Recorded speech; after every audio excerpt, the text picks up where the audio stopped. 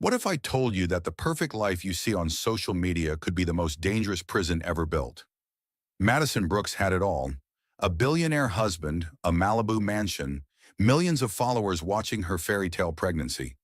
But when she found another woman's earring in her bed, she discovered something that would shatter everything she believed about love, trust, and reality itself. This isn't just a story about betrayal. This is about a woman who was being systematically poisoned by the man who promised to love her forever. A woman whose perfect husband was planning to steal not just her fortune, not just her sanity, but her unborn child. Madison thought she was losing her mind. She had no idea she was fighting for her life. What you're about to hear is the true account of how a small-town teacher became the target of an international trafficking ring.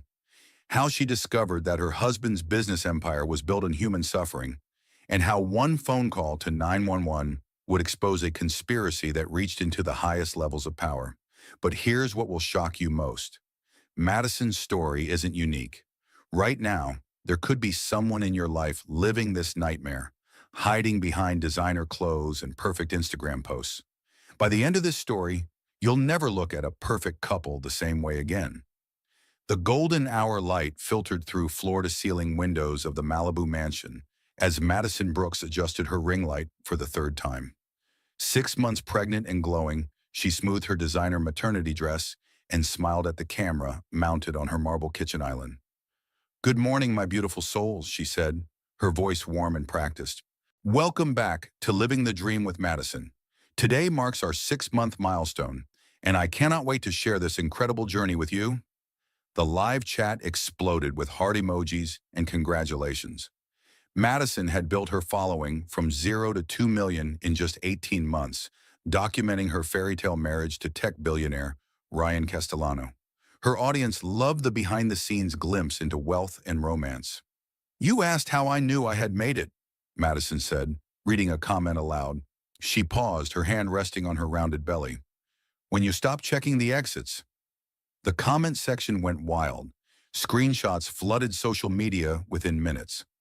Ryan appeared in the kitchen doorway, all 6 feet of him commanding attention in his tailored navy suit. Dark hair perfectly styled, jaw sharp enough to cut glass, he moved with the confidence of a man who owned everything he touched. "There's my gorgeous wife," he said, crossing to kiss her temple for the camera. His hand covered hers on her belly. "And our little miracle." The chat erupted. Couple goals. So perfect. "When will Ryan propose again?" Madison laughed, leaning into him. "We're already married, loves. 3 years next month." "Best decision I ever made," Ryan murmured, his lips brushing her ear. To the camera, he added, "Sorry to interrupt everyone. Big day at the office. Taking care of our family." He kissed her forehead and was gone, leaving behind the scent of expensive cologne and the echo of his Italian leather shoes on marble.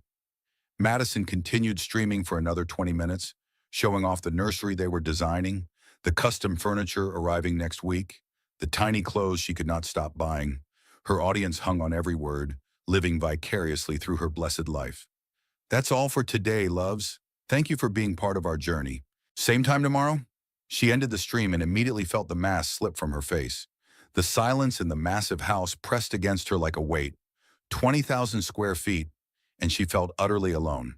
Her phone buzzed with notifications, brands wanting partnerships, interview requests, fan mail.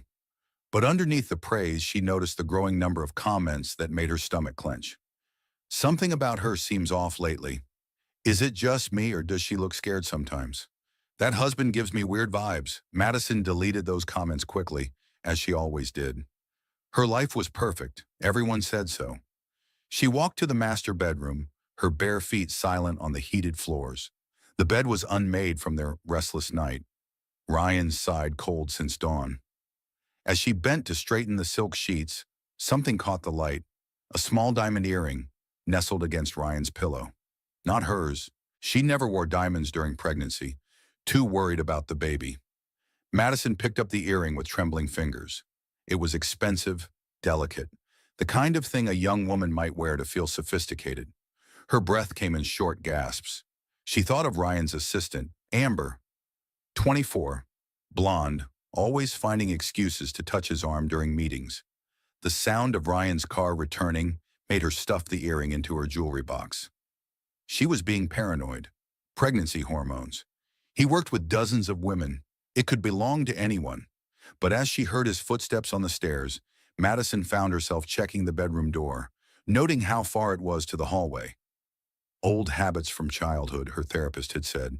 Growing up with an alcoholic father had made her hyper-aware of exits. She thought she had outgrown that. The door opened and Ryan appeared, loosening his tie. "How was the stream, babe?" "Good. Great engagement." She kept her voice steady. "Long day?"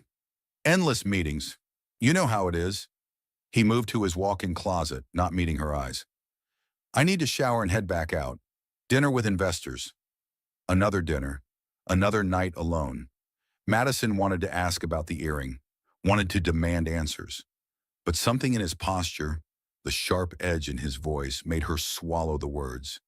Instead, she said, "Of course, I understand." As the shower started running, Madison caught her reflection in the mirror. Still glowing, still perfect, still smiling, still checking the exits. Madison sat in the marble bathroom, staring at the pregnancy test she did not need. 6 months along, her doctor had confirmed everything was progressing normally just last week, but the cramping had started 3 days ago, subtle but persistent. Ryan's voice carried from his office down the hall, sharp and agitated. "I don't care what the projections say. Make it happen, or I'll find someone who will." She pressed her hand to her belly, feeling the baby's reassuring movement. The cramping was probably normal. Stress, maybe. The kind of stress that came from finding another woman's jewelry in your bed and being too afraid to mention it. Her phone buzzed. A direct message on Instagram from someone with a private account. "You don't know me, but I think you should know your husband has been meeting with my friend Amber Cruz every Tuesday and Thursday at the Chateau Marmont. Room 1215. Always room 1215. Madison's blood turned to ice. Amber Cruz, Ryan's assistant. She screenshot the message before it could disappear, her hands shaking. The anonymous account had already vanished. "Babe?" Ryan's voice suddenly closer. Madison shoved her phone under a towel and flushed the toilet for cover. "Just a minute."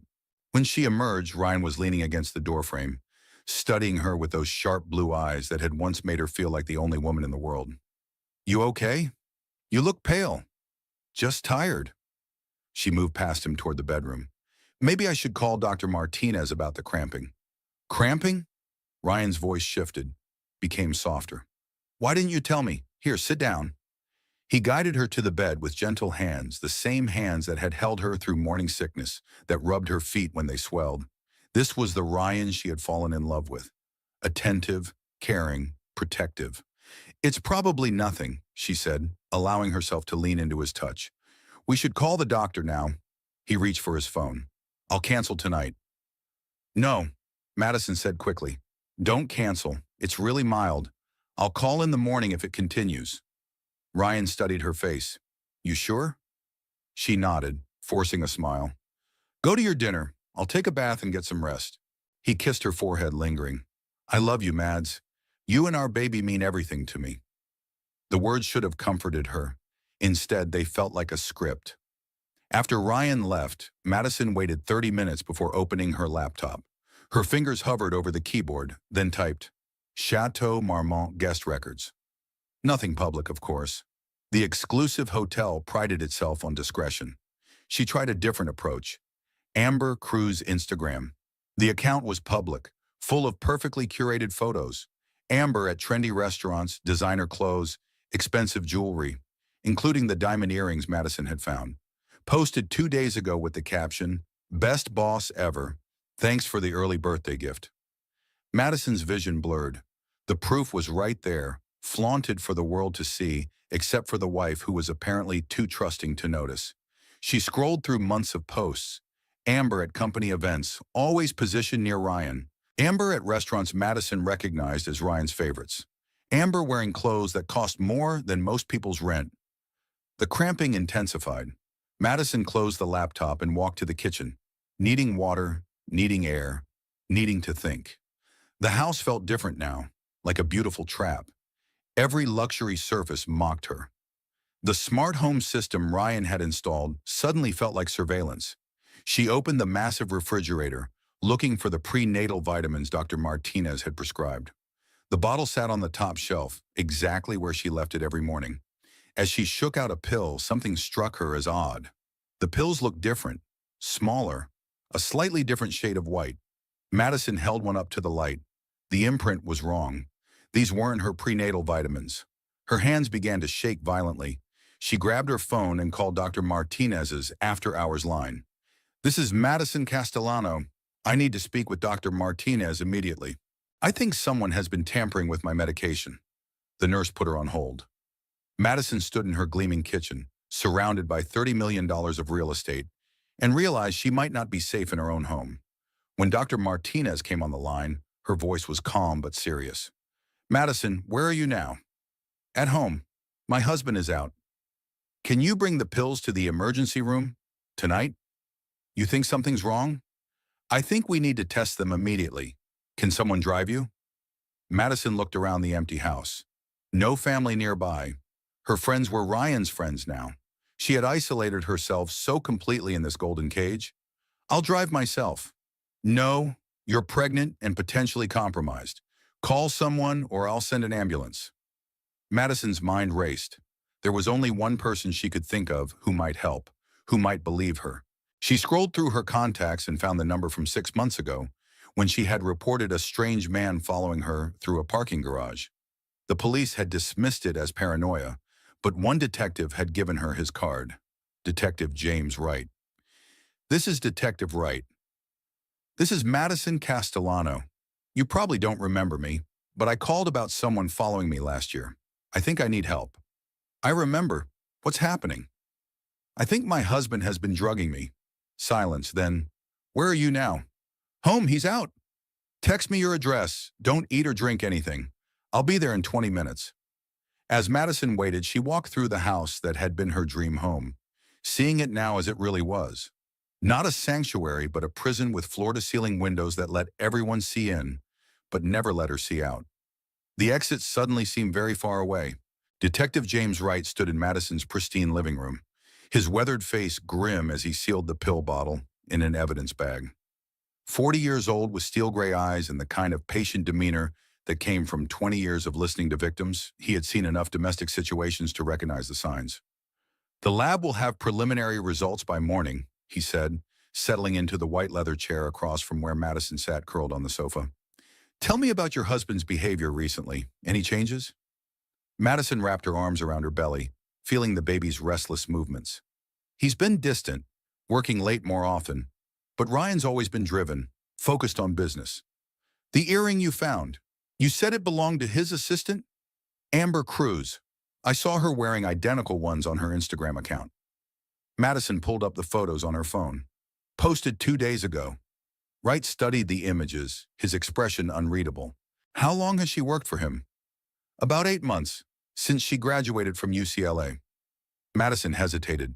"She's young, beautiful, the kind of woman Ryan used to date before me.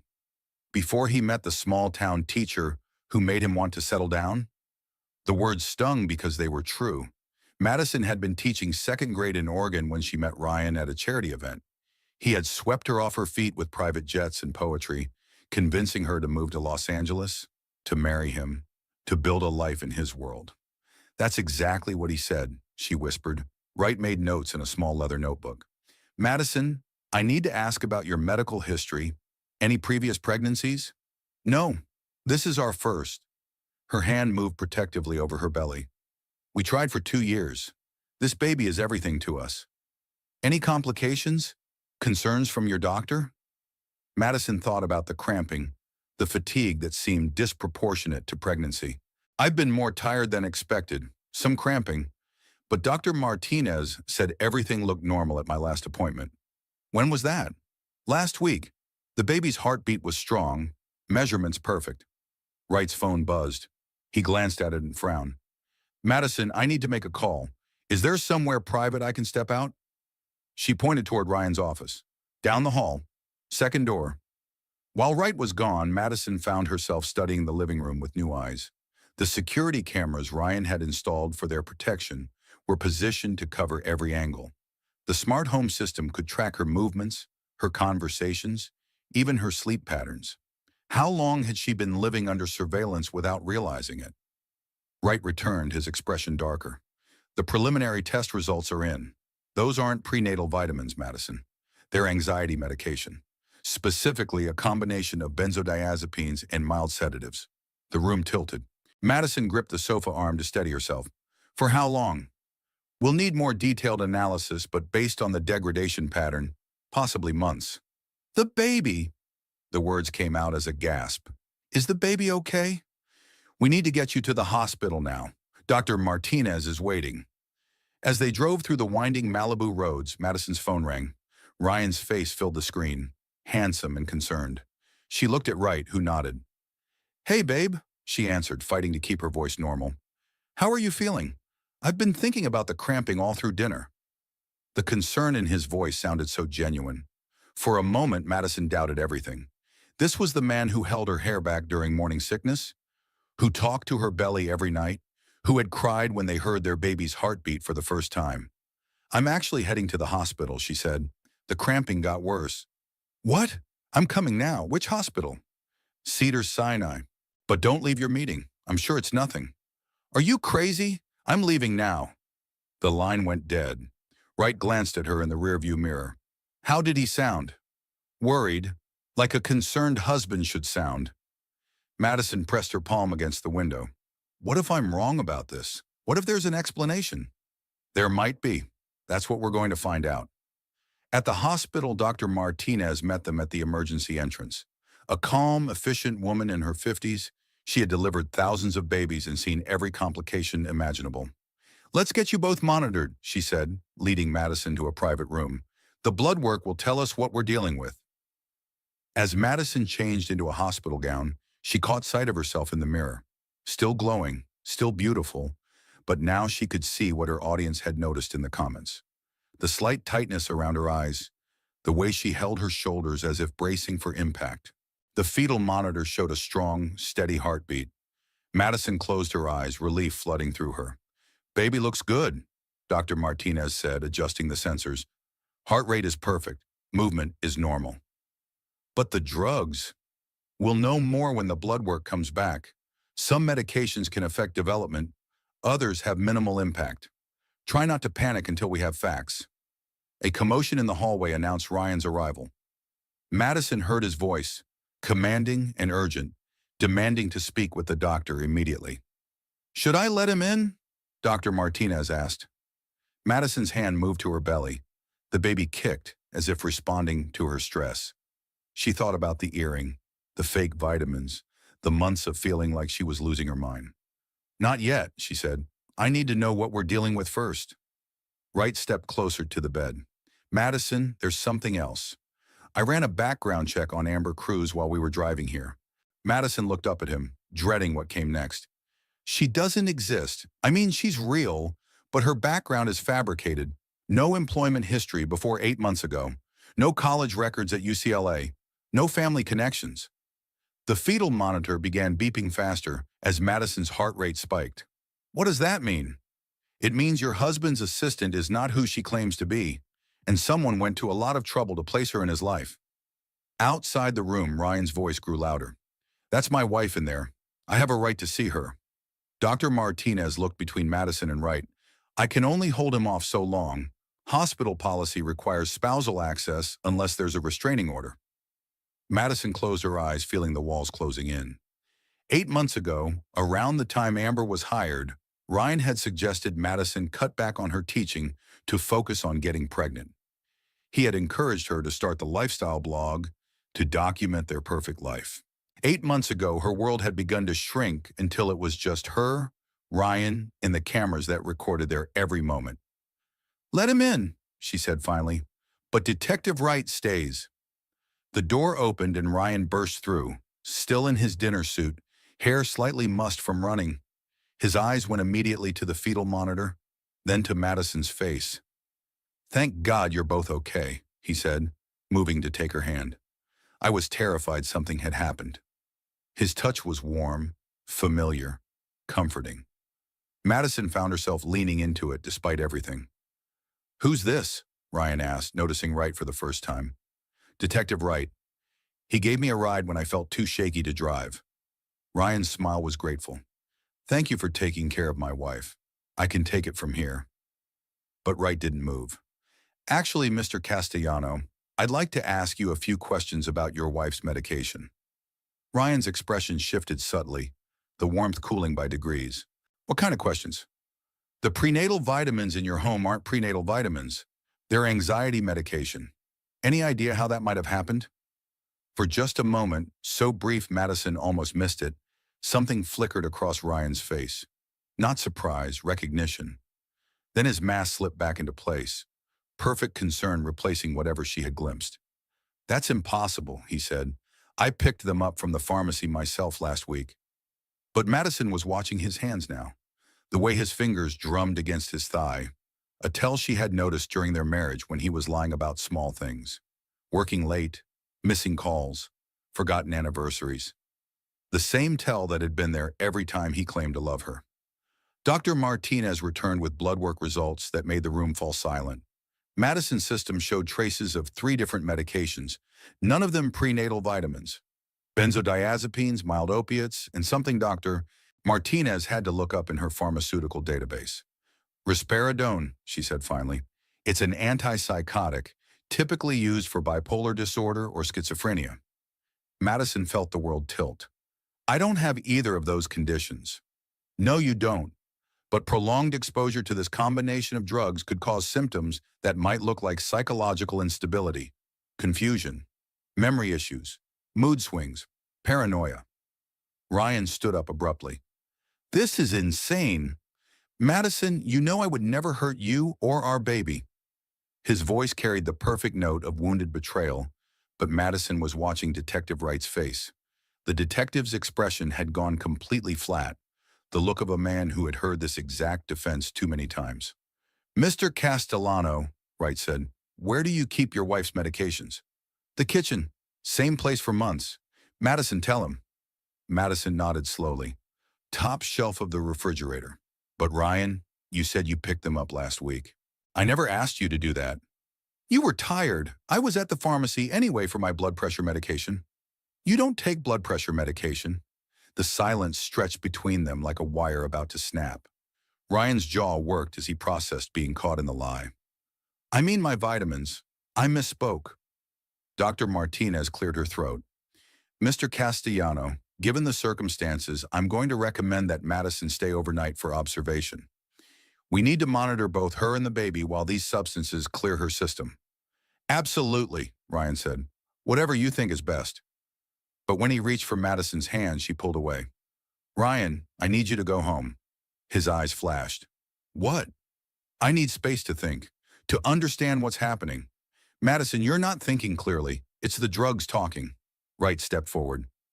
I think your wife has been very clear, Mr. Castellano. Sakun.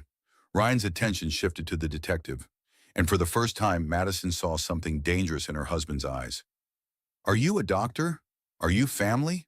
What exactly gives you the right to interfere in my marriage? The law gives me that right when we're dealing with potential poisoning of a pregnant woman. Poisoning? Ryan laughed, but it sounded wrong. You think I poisoned my own wife? The woman carrying my child? This is ridiculous. He turned back to Madison, his voice softening into the tone that had once made her feel cherished. Mads, baby, think about this. We're talking about our marriage, our family, some mix-up at a pharmacy, and suddenly I'm a criminal? Madison wanted to believe him. Everything in her that had loved him for 3 years wanted to take his hand and apologize for doubting him, but the baby kicked hard against her ribs, as if protesting. The earring, she said quietly. Ryan blinked. What? I found Amber's earring in our bed. His face went completely blank. Not surprised, not confused. Blank. I don't know what you're talking about. Diamond studs. She posted them on Instagram, thanking her boss for the birthday gift. Ryan was quiet for a long moment. When he spoke, his voice had changed, become flat and careful. Madison, you're clearly having some kind of breakdown. The drugs, the stress of pregnancy, you're seeing things that aren't there. Wright's phone buzzed. He glanced at it and his eyebrows rose slightly. Mr. Castellano, I'm going to need you to come with me to answer some questions. I'm not leaving my wife. Actually, you are. Wright's voice carried new authority. We just received security footage from the Chateau Marmont. You're going to want to see it. Madison watched Ryan's face cycle through expressions like a slot machine. Confusion, anger, calculation, and finally something that made her blood run cold. Contempt. Madison, he said, his voice now completely devoid of warmth, you have no idea what you're doing. Sir, we need to go now, Wright said, his hand moving to his belt. Ryan leaned down until his face was inches from Madison's. You think you're going to destroy everything we built together? You think anyone will believe you? Dr. Martinez moved between them. Mr. Castellano, you need to leave immediately or I'll call security. Ryan straightened, his smile returning, but wrong somehow, like a mask worn by something that didn't understand human expressions. I'll be back tomorrow, sweetheart. We'll get through this together. After he left with Wright, the room felt like a vacuum. Madison lay in the hospital bed, machines beeping around her, feeling more alone than she had ever felt in her life. Dr. Martinez sat beside her. Madison, I've been practicing obstetrics for 25 years. What I'm about to tell you isn't medical advice, it's human advice. Madison looked at her, this woman who had seen her through 6 months of pregnancy, who had shared her excitement about becoming a mother. Trust your instincts. You came here tonight because something felt wrong. Don't let anyone convince you that feeling is invalid. Madison's phone buzzed with a text from an unknown number. Room 1215. Tonight. Come alone. There are things you need to see. A friend who's been watching. Her hands shook as she showed Dr. Martinez the message. Don't even think about it, Dr. Martinez said immediately. But Madison was already thinking. Room 1215. The same room number the anonymous messenger had mentioned. The room where Ryan met Amber. What if it's proof? What if someone has evidence of what's been happening to me? Then they can bring it to the police. Madison looked out the hospital window at the city lights below. Somewhere out there, Ryan was being questioned about security footage. Somewhere out there, Amber was living under a false identity. And somewhere in this web of lies was the truth about what had been done to her and her baby. Dr. Martinez, hypothetically, if I were to leave against medical advice, would it hurt the baby? Madison, no. Hypothetically, Dr. Martinez sighed. The baby appears stable. The medications are clearing your system, but you could be walking into danger. Madison thought about the past 8 months, the increasing isolation, the gradual erosion of her confidence, the feeling that she was losing her mind. She had been in danger this entire time. The difference was now she knew it. I need to understand what's happening to me. She reached for her clothes, ignoring Dr. Martinez's protests. As she dressed, her phone rang. Detective Wright. Madison, we have a problem. The security footage shows your husband entering the hotel, but it's corrupted. All we have is him going in, nothing else. What does that mean? It means someone with significant technical resources made sure we couldn't see what happened in that room. Madison finished zipping up her dress. Detective Wright, what if I told you I had a way to find out what really happened in room 1215? I'd tell you to stay exactly where you are and let law enforcement handle it. And if I told you I was going anyway? A long pause. Then I'd tell you to keep your phone on and be very, very careful. Madison looked at herself in the hospital bathroom mirror one last time. The woman looking back at her was pregnant, vulnerable, and scared. But she was also tired of being a victim. Dr. Martinez, if something happens to me, make sure my baby is safe. Madison, please don't do this. But Madison was already walking out of the room, toward whatever truth waited for her in the darkness of room 1215. Behind her, she could hear Dr. Martinez on the phone with Wright, reporting that their witness was about to become bait. The thought should have terrified her. Instead, it felt like the first honest moment she had experienced in months. The Chateau Marmont at midnight felt like a different world from the daytime playground of celebrities and influencers. Madison sat in her car outside the iconic hotel, hands gripping the steering wheel as she studied the Gothic architecture that had harbored secrets for decades. Her phone showed 17 missed calls from Ryan and 3 voicemails she couldn't bring herself to play. Detective Wright had texted twice, reminding her to keep her location services on, and her finger near the emergency call button. The baby kicked restlessly, responding to Madison's elevated heart rate. She pressed her hand to her belly, whispering, "We're going to find out the truth, little one, no matter what it costs." Unknown. The hotel lobby was dimly lit, all velvet shadows and whispered conversations. Madison approached the front desk, where a young man with carefully styled hair looked up from his computer. "I'm here to see someone in room 1215, she said. "Name?" Madison hesitated. "I'm not sure. They're expecting me." The desk clerk's expression didn't change, but he picked up a phone and dialed. After a brief, quiet conversation, he hung up. "12th floor. Elevator bank is to your right." The elevator ride felt eternal. Madison watched the numbers climb, each floor taking her further from safety and deeper into whatever web had been spun around her life. At the 12th floor, she stepped into a hallway lined with doors that had witnessed decades of Hollywood scandals. Room 1215 was at the end of the hall. Madison raised her hand to knock, but the door opened before she could touch it. Amber Cruz stood in the doorway, but she looked nothing like the polished assistant Madison had seen in Ryan's office.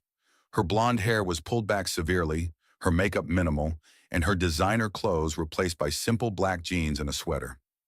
"Thank you for coming," Amber said, her voice different too. Lower, more serious. "We need to talk." Madison followed her into the suite, noting the cameras set up around the room, the laptops open on the desk, the surveillance equipment that belonged in a spy movie, not a hotel room. "Who are you?" Madison asked. Amber closed the door and engaged multiple locks. "FBI Special Agent Amanda Cruz. I've been undercover for 8 months, investigating your husband's business operations." The room spun. Madison sat down hard on the sofa, her mind struggling to process this information. "FBI? Investigating Ryan for what?" "Human trafficking, money laundering, corporate espionage. Your husband's technology company is a front for moving people and money across international borders." Amanda moved to one of the laptops, pulling up files that made Madison's stomach clench. Financial records, shipping manifests, communications that painted a picture of an empire built on suffering. "We've been building a case for 2 years, but Ryan is careful. Too careful. We needed someone inside his personal life." "So you became his mistress." Amanda's expression darkened. "I became whatever I needed to become to gather evidence. But Madison, what we found goes deeper than business crimes." She opened another file, this one full of medical records, prescription databases, and surveillance footage from their Malibu home. "Ryan's been systematically drugging you for months, not just to control you, but to create a medical record of psychological instability." Madison's breath came in short gasps. "Why?" "Because you're inconvenient. Your lifestyle blog was supposed to be a cover for his operations, a way to legitimize his wealth and public image. But you started asking questions about his late nights, his business trips, the money that didn't add up." Amanda pulled up Madison's own Instagram posts from 8 months ago. In them, Madison looked different, more confident, more questioning. Comments on Ryan's posts asking where he was traveling, why certain meetings were so secretive. "You were getting too close to the truth, so we started the medication regimen. Small doses at first, just enough to make you tired, compliant. When that wasn't enough, he increased the dosage. The baby," Madison's hand moved protectively to her belly, "was never in danger from the medications. Ryan's too smart for that. The drugs he gave you are actually safe during pregnancy, but the combination would cause symptoms that would justify having you committed." Madison felt sick. "Committed?" Amanda opened another file, this one containing legal documents with Ryan's signature. "Involuntary psychiatric hold. He's been building a case that you're having a psychotic break. The fake vitamins, the surveillance footage of you talking to yourself, the social media posts he made you delete because they sounded paranoid." On the screen, Madison saw her own medical records, but altered. Notes about erratic behavior, mood swings, paranoid ideation. A complete fabrication built over months of careful manipulation. Once you were committed, he would have legal control over your assets, your social media accounts, and most importantly, your baby. He wants the baby. He needs the baby. A child gives him the perfect cover for his lifestyle, the devoted single father whose wife tragically suffered a mental breakdown. Plus, children are incredibly valuable in his line of work. Madison's vision blurred. The room felt like it was closing in. You're saying my husband planned to steal my child and sell them? I'm saying your husband is a sociopath who views everyone in his life as assets to be leveraged, including you, including your baby. Amanda's phone buzzed. She glanced at it and her expression hardened. We have a problem. Ryan left police custody 20 minutes ago. His lawyers got him released pending further investigation. Madison stood up shakily. He'll come looking for me. Not just looking, he knows you're here. The tracking app on your phone has been sending your location to his server all night. Madison fumbled for her phone, staring at the innocent-looking device that had been betraying her for months. How did you know I would come here? Because I sent you the messages. We needed you to see the truth, but we also needed Ryan to believe you were acting erratically. Coming to a hotel in the middle of the night to meet a stranger fits the narrative he's been building. Madison felt the walls closing in from every direction. So I'm bait. You're the key to taking down an organization that's destroyed hundreds of lives. But Madison, there's something else you need to know. Amanda pulled up one final file, this one containing birth certificates, DNA tests, and photographs that made Madison's blood run cold.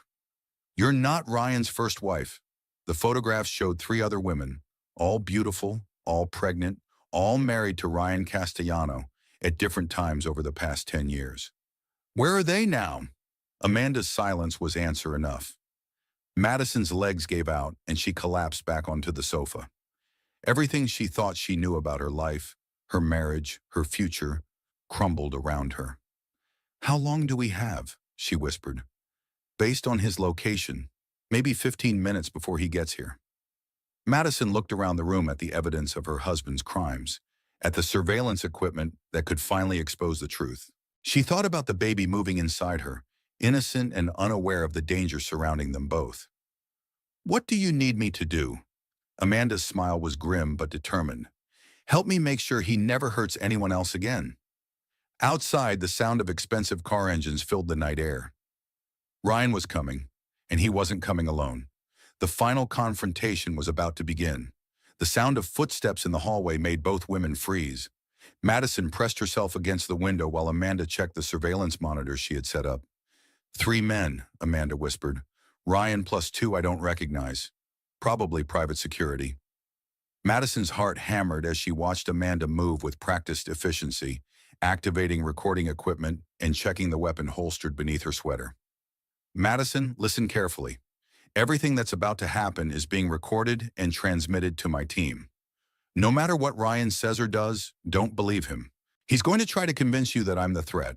A knock at the door, polite but insistent. Mads, I know you're in there, sweetheart. Please open the door. Ryan's voice carried through the wood, warm and concerned. The voice that had whispered promises in the dark, that had convinced her to build a life with him. Amanda positioned herself behind the door, gun drawn but concealed. She nodded to Madison. Madison opened the door to find Ryan standing in the hallway, perfectly composed despite the late hour. Behind him, 2 men in dark suits waited with the patient stillness of professionals. Thank God you're safe, Ryan said, stepping forward with his arms open. When the hospital called and said you'd left, I was terrified something had happened to you and the baby. For a moment, Madison almost stepped into his embrace. The pull of 3 years of conditioning, of believing this man loved her, was overwhelming. Then she saw his eyes, cold, calculating, already looking past her into the room. Who called you from the hospital, Ryan? I didn't give permission for them to release information about my whereabouts. His smile faltered for just a second. Dr. Martinez was concerned. She thought I should know. Dr. Martinez doesn't have your number. I never gave it to her. Ryan's mask began to slip. Madison, you're clearly not thinking straight. The drugs, the stress. Let me take you home where you'll be safe. Safe like I was when you were poisoning me? Poisoning you? Madison, that's insane. You're having a psychotic break. Behind the door, Amanda stepped into view, her badge and weapon both visible. FBI, Mr. Castellano, you're under arrest for conspiracy to commit human trafficking, money laundering, and attempted murder. Ryan's two companions moved immediately, but Amanda was faster. Hands where I can see them. This room is surrounded. Ryan stared at Amanda, his expression cycling through disbelief, rage, and something that might have been admiration. Amber Cruz, I presume, or should I say Agent Amanda Cruz. You can call me the woman who's going to put you in prison for the rest of your life. Ryan laughed, the sound chilling in the confined space. Do you have any idea who you're dealing with? The resources I have access to? The people who depend on my continued freedom? I have a very good idea. That's why you're never getting out of this room a free man. Madison watched this exchange in growing horror, seeing her husband transform before her eyes into someone she had never met. The charm was gone, replaced by cold calculation. Madison, Ryan said, turning back to her, you think you understand what's happening here, but you don't. This woman has been manipulating you, feeding you lies, destroying our marriage for her own agenda. By telling me the truth about what you've been doing to me? What truth? That I love you? That I've built an empire to provide for our family? That I've protected you from a world you couldn't handle? His voice was rising, the careful control beginning to crack. Protected me? You've been drugging me for months. I've been keeping you stable. Do you have any idea what you're like when you're not medicated? Paranoid, accusatory, impossible to live with. The words hit Madison like physical blows. Every doubt she'd ever had about herself, every moment she'd questioned her own sanity, rushed back. Amanda stepped closer to Ryan. Keep talking. You're making our case stronger with every word. Ryan's attention shifted back to the FBI agent. You think you're clever, don't you? Getting close to me, seducing me, gathering your little pieces of evidence. But what you don't understand is that everything you think you know is already compromised. Nah, Key, what do you mean? Ryan smiled, and Madison saw something in that expression that made her blood run cold. Pure evil, barely contained beneath a veneer of civilization. I mean, your investigation was blown the moment you walked into my office 8 months ago. I know who you are. I know who sent you. And I know exactly how this is going to end. Amanda's composure cracked slightly. You're lying. Am I? Then why hasn't your backup arrived? Why are your communications being jammed? Why is the surveillance footage from tonight going to show my pregnant wife having a complete breakdown and attacking a federal agent?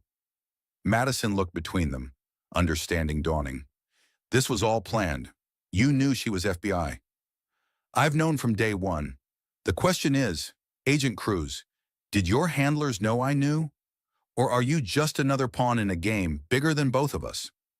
Amanda's hand tightened on her weapon, but Ryan's two companions had moved closer, boxing them in. The real tragedy, Ryan continued, his voice conversational again, is that none of this had to happen. Madison, you could have lived a beautiful life, wealthy, protected, beloved by millions of followers. All you had to do was stay quiet and trust me. Trust you to sell our baby? Ryan's laugh was genuinely amused. Sell our baby? Madison, you really have lost your mind. Why would I sell something so valuable? Children like ours with the right breeding, the right training, become assets worth millions over a lifetime. Madison felt bile rise in her throat. Assets? The entertainment industry, politics, high society marriages. Beautiful, talented, completely controlled children are incredibly valuable. I wasn't going to sell our baby, sweetheart. I was going to mold them into perfection. Amanda raised her weapon. That's enough. Is it? Because I think we're just getting started. Ryan pulled out his phone and pressed a button. Immediately, the lights in the room flickered and went out. Emergency lighting cast everything in an eerie red glow. EMP device, Ryan explained casually. Primitive, but effective. All your recording equipment, your communications, your backup plans, all fried. In the darkness, Madison heard sounds of a struggle. Amanda crying out. The thud of bodies hitting the floor. When the lights came back on, Amanda was on the ground, blood trickling from her temple. Ryan's men flanked him, weapons drawn. Now then, Ryan said, smoothing his jacket. I believe we were discussing your future, Madison. Madison looked at the woman who had risked everything to save her, now unconscious on the hotel room floor. She thought about the baby growing inside her, about the life of servitude Ryan had planned for them both. What happens now? She asked. Ryan's smile was triumphant. Now you come home with me. You take your medication like a good girl. You have our beautiful baby. And you never ever try to leave me again. And if I refuse? Ryan gestured to Amanda's still form. Federal agents disappear all the time. Dangerous job, lots of enemies. As for you, well, everyone already knows you're having a breakdown. Tragic what mental illness can do to a young mother. Madison closed her eyes, feeling the trap close around her completely. When she opened them again, something had changed in her expression. You're right, Ryan. I have been having a breakdown. She moved toward him, her posture submissive, defeated. I'm sorry I doubted you. I'm sorry I believed her lies. Ryan's smile widened as she approached. That's my good girl. Madison reached up to touch his face, her fingers trailing along his cheek. The only thing I don't understand, she said softly, is why you thought I came here alone. Ryan's smile faltered. What? Behind him, the hotel room door exploded inward, the room filled with federal agents in tactical gear, their weapons trained on Ryan and his men. Through the shattered door, Detective Wright appeared, followed by more officers than Madison could count. FBI, drop your weapons. Ryan's composure finally cracked completely. This is impossible. The EMP device, the communications jamming. Amanda stirred on the floor, touching her bloody temple. When she spoke, her voice was weak but triumphant. Hardened equipment, you narcissistic psychopath. Did you really think we'd come after you with consumer electronics? Wright moved to Madison's side. You did good, Madison. The wire you wore transmitted everything. Madison touched the small device hidden beneath her maternity dress, the one Amanda had given her before Ryan arrived. I was so scared it wouldn't work. It worked perfectly. We have him on attempted murder, conspiracy, human trafficking, and about 6 other federal charges. Ryan was staring at Madison with something approaching awe. You planned this. You've been planning this. Madison met his gaze steadily. I learned from the best. You taught me that everyone in your life is either an asset or a liability. Tonight, I decided which one I was going to be. As the agents secured Ryan's men and read them their rights, Wright helped Amanda to her feet. How long have you two been working together? Ryan asked, his voice now hollow. About 4 hours, Madison said, since she showed me what you really are. Amanda contacted us after Madison left the hospital, Wright explained. We've been coordinating the takedown ever since. Ryan shook his head slowly. You have no idea what you've done. The people I work for, the organization behind all this, they don't just disappear because you arrested one man. You're right, Amanda said, steadying herself against the wall. That's why this isn't just about you. You're going to help us bring down the entire network. I'll never cooperate. Amanda smiled grimly. You already have. The financial records you kept, the communications you thought were encrypted, the contacts list in your private server. We've had access to all of it for months. Ryan's face went white. That's impossible. Your wife gave us access, Wright said. Turns out, when you use your pregnant wife's thumbprint to unlock devices while she's unconscious from the drugs you've been feeding her, sometimes she notices. Madison held up her thumb. Every time you thought I was napping, every time the medication knocked me out, I was learning about your passwords, your accounts, your business. The perfect victim you created turned out to be the perfect witness, Amanda added. As the agents led Ryan toward the door, he turned back to Madison one last time. You think you've won? You think this is over? These people will never stop hunting you. You and that baby will never be safe. Madison placed both hands on her belly, feeling her child's strong movements. Let them try. I'm not the helpless woman you tried to create anymore. Ryan was dragged from the room, still shouting threats and promises of revenge. After the chaos settled, Madison found herself alone with Wright and Amanda in the destroyed hotel suite. What happens now? She asked. Now you testify, Wright said. Help us put these people away forever. And after that? Amanda sat down carefully, still dizzy from her head injury. After that, you disappear. New identity, new life. Somewhere they can never find you. Madison looked out the window at the city lights below. Somewhere out there was the penthouse that had been her prison, the cameras that had recorded her every movement, the life that had been built on lies. I don't want to disappear, she said finally. I want to fight. Wright and Amanda exchanged glances. Madison, Wright said gently, these people are dangerous. They have resources, connections, influence. The safest thing for you and your baby is to vanish completely. The safest thing for every other woman like me is to make sure they can't do this again. Madison turned from the window, her expression resolute. I want to work with you. I want to help expose this entire network. I want to make sure no other woman wakes up one day to discover her entire life has been a lie. Amanda studied her carefully. You understand what that means? No normal life? No quiet existence? You'd be a target forever. I've been a target my entire marriage. At least this way, I'd be fighting back. Wright's phone buzzed. He glanced at it and frowned. We need to move. Media's gotten wind of the arrest. This place will be swarming with reporters in 20 minutes. As they prepared to leave, Madison took one last look around the hotel room where her old life had died and her new one had been born. Amanda, she said as they reached the door, the other wives Ryan had before me, are they really dead? Amanda hesitated. Two of them are. The third disappeared 5 years ago. We think she might have escaped, but we've never been able to find her. Could she still be alive? It's possible. If she is, she's very good at staying hidden. Madison nodded, filing that information away. Another mission for another day. As they walked toward the elevator, Madison felt her baby kick hard against her ribs. She pressed her hand to the spot, smiling despite everything. We're going to be okay, she whispered. We're going to help make sure everyone is okay. Behind them, the destroyed hotel room stood as testament to the night everything changed.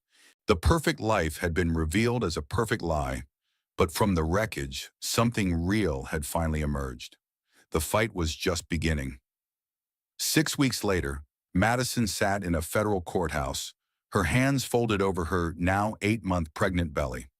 The courtroom was packed with reporters, federal agents, and spectators drawn by the sensational nature of the case. Ryan sat at the defendant's table in an orange jumpsuit, his perfectly styled hair now unkempt, his confident demeanor replaced by the hollow look of a man whose empire had crumbled.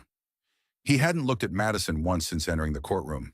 Mrs. Castellano, the prosecutor began, please tell the court about your marriage to the defendant. Madison's voice was steady as she recounted the fairy tale beginning, the gradual isolation, the systematic drugging. The courtroom was silent, except for the scratch of reporters' pens and the whir of cameras. Can you describe your physical and mental state during the months you were unknowingly consuming the substances the defendant substituted for your prenatal vitamins? I felt like I was losing my mind, Madison said. I couldn't concentrate, couldn't remember conversations, couldn't trust my own perceptions. I thought I was having some kind of pregnancy-related breakdown. That was the intended effect, wasn't it? Objection, Ryan's lawyer called out. Sustained. The prosecutor shifted tactics. Mrs. Castellano, did you ever confront your husband about his relationship with his assistant? Yes. He told me I was being paranoid, that it was pregnancy hormones making me suspicious. How did that make you feel? Madison paused, remembering those dark months when she'd questioned everything about herself. Like I couldn't trust my own mind. Like maybe I really was unstable. But you weren't unstable, were you? No, I was being systematically poisoned and psychologically manipulated. The defense attorney, an expensive suit with cold eyes, stood for cross-examination. Mrs. Castellano, isn't it true that you've struggled with anxiety and depression your entire adult life? I've had normal stress responses to difficult situations, including the stress of discovering your husband's wealth came from criminal enterprises, Madison's lawyer objected, but the question hung in the air. Mrs. Castellano, isn't it possible that your difficulties during this period stemmed from your own psychological issues rather than any intentional actions by my client? Madison met the lawyer's gaze steadily. No, that's not possible. How can you be sure? Because the night I stopped taking the pills he gave me, my mind cleared completely. Within 48 hours, I could think clearly for the first time in months. Or you were experiencing withdrawal from medications you actually needed. Madison's temper flared. Are you suggesting I needed antipsychotic medication? I'm suggesting that a woman who breaks into hotel rooms in the middle of the night to meet strangers might not be the most reliable narrator of her own story. I wasn't meeting a stranger. I was meeting an FBI agent who risked her life to save mine. The testimony continued for hours. Madison recounted the surveillance footage, the fake medical records Ryan had created, the evidence of his previous wives who had suffered similar fates. When Amanda Cruz took the stand, she painted a picture of an organization that trafficked in human beings, moving victims across international borders, destroying lives for profit. Mr. Castellano wasn't just running a business, Amanda testified. He was running a machine designed to break people down and rebuild them as products. And his relationship with Mrs. Castellano fit this pattern? Perfectly. Isolate the victim, undermine their confidence, create dependency, then maintain control through psychological and chemical means. During the lunch recess, Madison sat in a small conference room with Wright and Amanda, picking at a sandwich she couldn't taste. "How do you think it's going?" she asked. "The jury's with you?" Wright said. "They can see what he did to you. But will it be enough to convict?" Amanda nodded. "The financial evidence alone would put him away for life. Your testimony just makes it personal, helps the jury understand the human cost of what he was doing." Madison's phone buzzed with a text from Dr. Martinez. "Watching the coverage. So proud of you. Baby looks ready to make an appearance soon?" Madison smiled, her hand moving to her belly. The baby had been active all morning, responding to her elevated stress levels. "What happens after the trial?" she asked. "Witness protection, if you want it," Wright said. "New identity, new life, somewhere safe." "And if I don't want it?" Amanda and Wright exchanged the same look they'd shared in the hotel room. "Madison," Amanda said carefully, "Ryan wasn't lying when he said this organization has reach. They've already put a price on your head." "How much?" $5 million, dead or alive." Madison absorbed this information calmly. "Then it's a good thing I'm not planning to hide." The afternoon session focused on the other victims. Amanda presented evidence of the women who had come before Madison, their stories eerily similar. Young, intelligent, trusting women who had been slowly destroyed by the man they thought loved them. Photos of the missing women filled the courtroom screens. Lives cut short, families destroyed, dreams turned to nightmares. When Ryan finally took the stand in his own defense, his performance was masterful, charming, vulnerable, the picture of a man whose love had been twisted into something unrecognizable.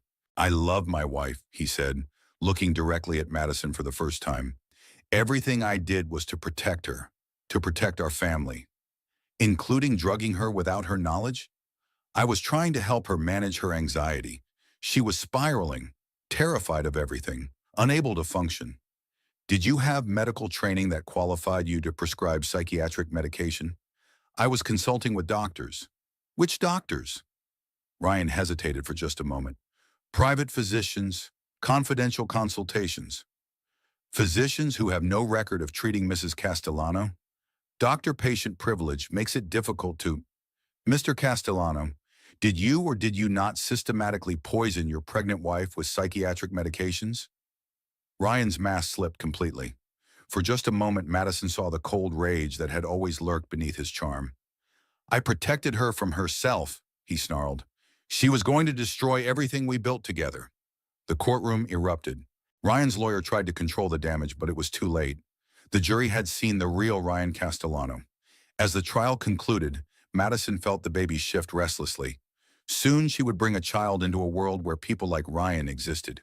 But she would also bring them into a world where people like Amanda and Wright fought to stop them.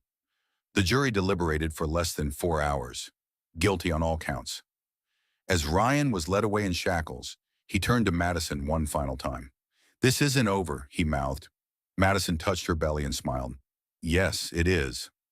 3 months after the trial, Madison sat in a sunny nursery in a safe house outside Portland, nursing her daughter Hope. The baby had arrived 2 weeks early, as if eager to enter the world free of the shadows that had surrounded her conception. The house was modest compared to the Malibu mansion, but it felt like home in a way that palace never had. Books lined the shelves, toys scattered the floor, and the security system was designed to keep people out, not trap them inside. Amanda visited weekly, her official FBI business serving as cover for checking on Madison and Hope. Today she brought news. Ryan's been transferred to ADX Florence, she said, settling into the rocking chair beside Madison. Supermax prison, 23 hours a day in isolation. Good, Madison said simply. The organization he worked for has been decimated. We've made arrests in 12 countries, shut down dozens of operations. Madison looked down at Hope's peaceful face.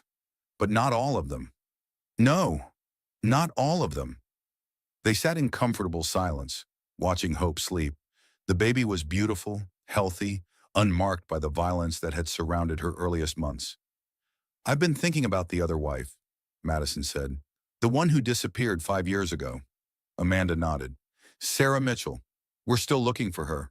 What if she doesn't want to be found? What if she built a new life, had children, found happiness? Then we respect that choice. Madison stood carefully, placing Hope in her crib. The baby stirred but didn't wake. I want to help find her, and I want to help other women who might be trapped in the situations like mine. Madison, you've done enough. You testified, helped us take down the network. You deserve to live quietly, raise your daughter in peace. Madison moved to the window, looking out at the garden where she planned to teach Hope to plant flowers, to trust in the soil and sun to nurture growing things. Peace isn't the absence of conflict, she said. It's the presence of justice. Amanda joined her at the window. What are you proposing? A foundation. Resources for women escaping abusive relationships, especially those involving powerful men with extensive resources. Legal aid, protection, new identities when necessary. That would make you a target again. I'm already a target. At least this way, I'd be fighting back. Amanda was quiet for a long moment. There's something I haven't told you about Ryan. Madison turned to face her. He's been receiving visitors in prison, high-powered lawyers, people we can't identify. They're planning something. An appeal? Maybe. Or maybe something else. Madison felt a familiar chill, but it was different now. Not the helpless fear of a trapped woman, but the alert caution of someone prepared to fight. What do you recommend? Disappear. Take Hope and vanish completely. Let us handle whatever Ryan is planning. Madison looked back at the crib where her daughter slept peacefully. Hope would grow up in a world where predators like Ryan existed, but she would also grow up knowing that people fought back. No, Madison said firmly. I'm done hiding. That evening, Madison sat at her laptop, drafting the first blog post for what would become the Hope Foundation. Her words were careful, measured, designed to reach women who might be living in beautiful cages of their own. If you're reading this and wondering whether your perfect life might be a perfect lie, trust your instincts. If you feel like you're losing your mind, consider the possibility that someone wants you to feel that way. If you've stopped checking the exits, it might be time to find them again. The post went live at midnight, shared across social media platforms by supporters who had followed her story. Within hours, it had been read by millions. The responses came immediately. Women sharing their own stories of isolation, manipulation, and abuse. Some trapped in marriages to powerful men, others who had escaped and wanted to help. Madison read each message, her heart breaking and healing simultaneously. She wasn't alone. She had never been alone. Hope stirred in her crib, making the soft sounds that meant she was waking up hungry. Madison lifted her daughter, settling into the rocking chair Amanda had left behind. We're going to change the world, little one, she whispered as Hope latched on to nurse, one truth at a time. Outside, rain began to fall, washing the windows clean. In the distance, thunder rumbled, but it sounded different now. Not threatening, but promising. A storm was coming, but this time Madison would be the one bringing it. She thought about Ryan in his isolation cell, about the organization still operating in shadows around the world, about all the women who might be sitting in golden cages, wondering if they were going crazy.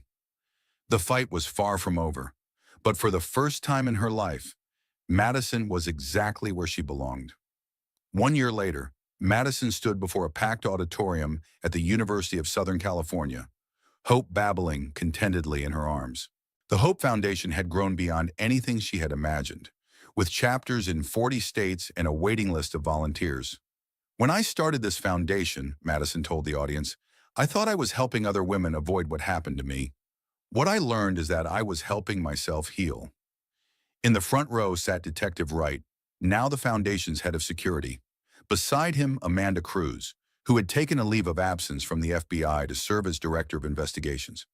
The most important thing I want to share with you today isn't about recognizing the signs of manipulation or abuse, though those are crucial. It's about remembering that your voice matters, your instincts matter, your life matters. Madison had testified before Congress, consulted with law enforcement agencies, and helped pass legislation strengthening protections for domestic abuse victims. But the work that mattered most happened in quiet moments, in phone calls with women who were taking their first steps toward freedom. "Sarah Mitchell," Madison said, and the auditorium fell silent. "Some of you may recognize that name from news coverage of my case. Sarah was one of my husband's previous wives, one of the women we thought was dead."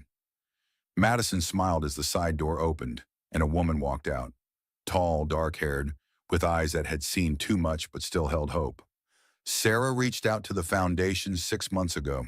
She had been living under an assumed identity in rural Montana, working as a veterinarian, convinced that speaking out would endanger the children she was protecting. Sarah took the microphone with steady hands. "I spent 5 years believing I was dead to the world. Madison and the Hope Foundation showed me that the world needed to hear from the living." The audience erupted in applause. Sarah's testimony had helped authorities uncover 3 more trafficking operations and rescue dozens of victims. After the event, Madison and Sarah sat in a quiet coffee shop near campus, watching Hope play with blocks on the floor between them. "Any word from Ryan's lawyers?" Sarah asked. Madison nodded grimly. "Another appeal filed last week. He's claiming prosecutorial misconduct, ineffective counsel, the usual desperate moves." "Worried? Not about the appeal, but Amanda thinks he's using the legal process to communicate with people on the outside." Sarah's expression darkened. "The organization?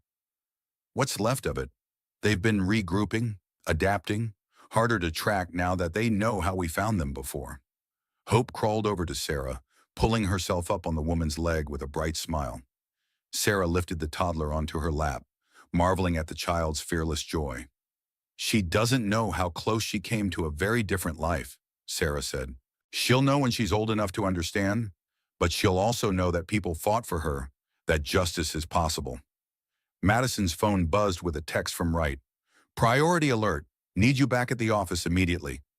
Sarah saw Madison's expression change. "Go. I'll watch Hope." Madison hesitated. Leaving Hope still triggered anxiety, a leftover from the months when she couldn't trust anyone. "She'll be safe with me," Sarah said firmly. "We'll be at the Foundation office in an hour." The Hope Foundation operated out of a converted warehouse in downtown Los Angeles, its open floor plan bustling with caseworkers, legal advocates, and volunteers. Madison found Wright and Amanda huddled around a computer screen, their faces grim. "What is it?" Madison asked. Wright turned the screen toward her. Security footage from ADX Florence showed Ryan in an isolation cell, but he wasn't alone. A guard stood nearby, clearly in conversation with the prisoner. "This guard doesn't exist in the prison's personnel files," Amanda explained. "No background check, no employment record. He appeared on the roster 3 weeks ago and vanished yesterday." "Someone got a fake guard into a Supermax prison?" "Someone with serious resources and connections," Wright confirmed. "Ryan had a visitor, and we have no idea who or what was discussed." Madison studied Ryan's face in the footage. Even in an orange jumpsuit, even in isolation, he radiated the same cold confidence she remembered. "He's planning something, or someone's planning something for him," Amanda said. "Madison, I need to ask, have you noticed anything unusual lately? Anyone following you? Strange phone calls? Online threats beyond the usual?" Madison considered. "Actually, yes. Someone's been calling the Foundation, asking specific questions about our security protocols. Claims to be a documentary filmmaker." Wright and Amanda exchanged looks. "Did you get a name?" "Victoria Sterling. Said she was working on a film about domestic abuse survivors." Amanda's face went white.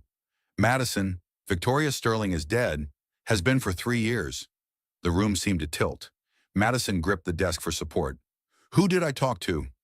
"I don't know, but whoever it was has been probing our defenses." Wright was already on his phone, calling for increased security. Madison thought about Hope.